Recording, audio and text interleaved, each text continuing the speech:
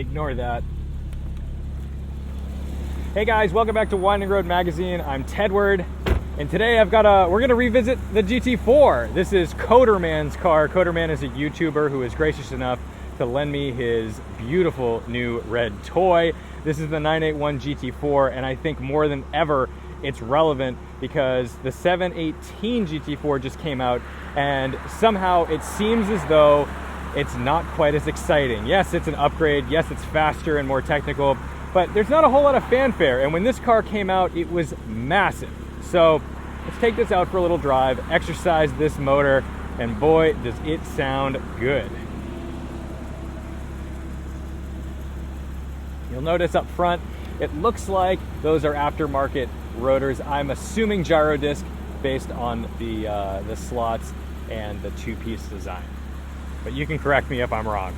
Inside, we've got the carbon buckets, as GT4s should, and he drives this quite a bit, 20,600 miles on this car right now.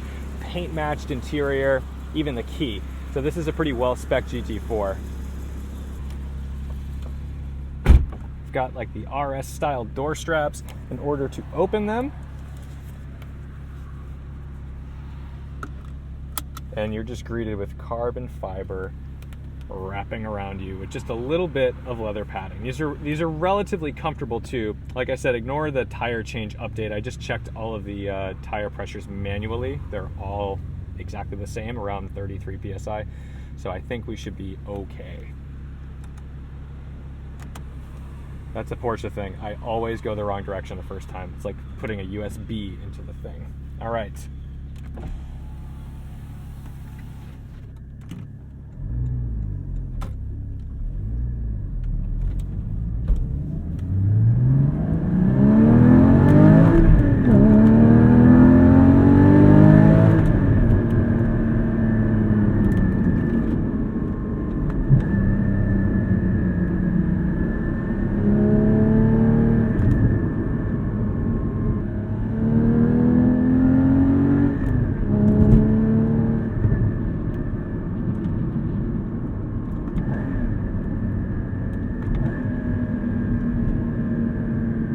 Driving this car for probably 5 minutes, getting back used to it. The last time I drove a GT4 was quite a few years ago. But you want to hit that sport exhaust button. If you hit that, you're able to get the loud exhaust and still be able to rev match downshift by yourself. So no auto blip. But if we hit the sport button, that's going to turn it into sport mode, and then we have auto blip. So every time you downshift, I did not touch the throttle.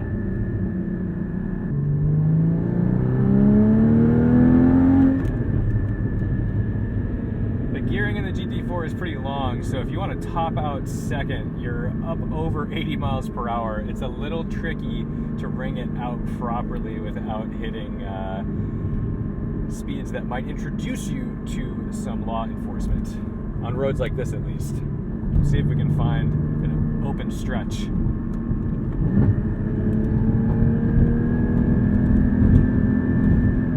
Very composed over the bumps.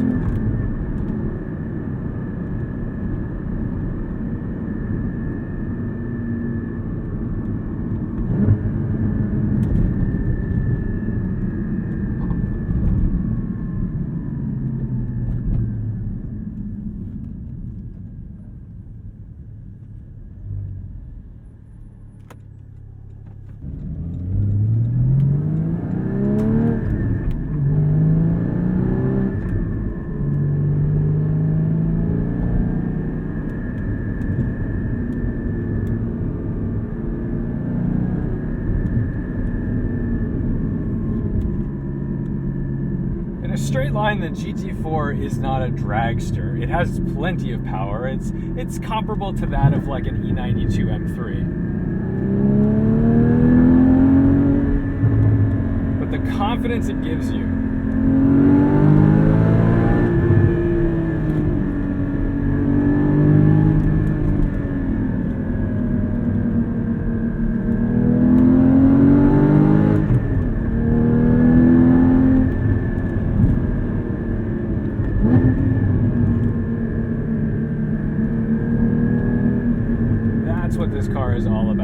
we'll slow down because there's some houses around here. We don't want to have any unexpected incidents. And it looks like it's trash day.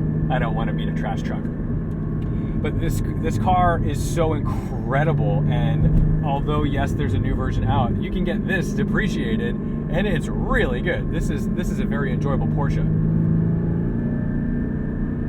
Steering is incredibly direct. The brake pedal is proper GT stuff, because when you get into it a little bit, almost nothing happens. I think most people who haven't driven sports cars like this would be pretty frightened by these brakes at first touch. But then you dive into them a little bit, oh my god, this thing is animal. It's like pushing harder and harder on a block of wood.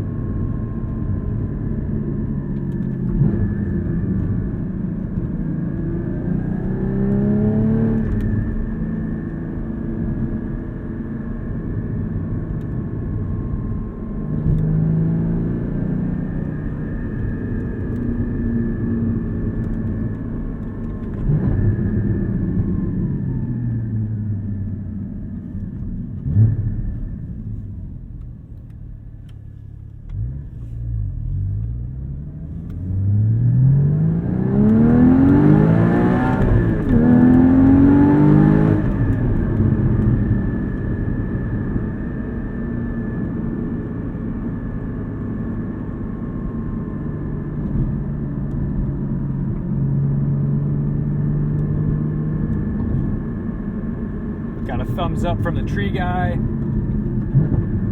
You'll never be mistaken for not having a real Porsche in a GT4. People really, really appreciate these things.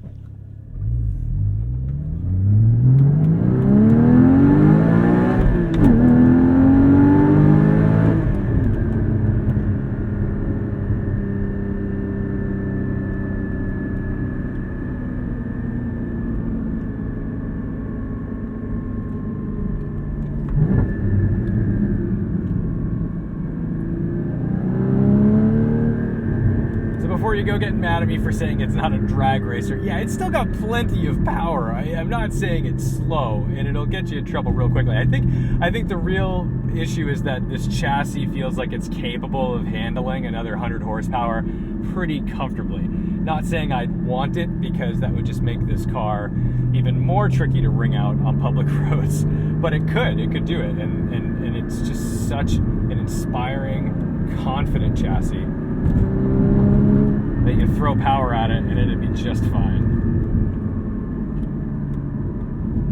That's cool.